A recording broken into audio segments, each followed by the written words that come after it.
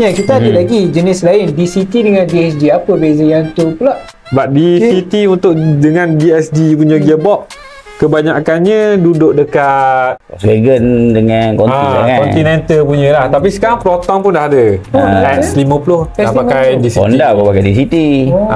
Tolong scroll balik page kita orang ada yang baru. Tapi ada. Tapi jangan silap jangan ingat DCT tu maintenance dia rendah Itu maintenance dia lagi tinggi. Tapi dia punya gearbox sedap. DCT DCT memang sedap. Tu memang dia punya shifting satu rasa lah. Lepas tu untuk nak cakap untuk kaki lenjan pun boleh juga sebenarnya.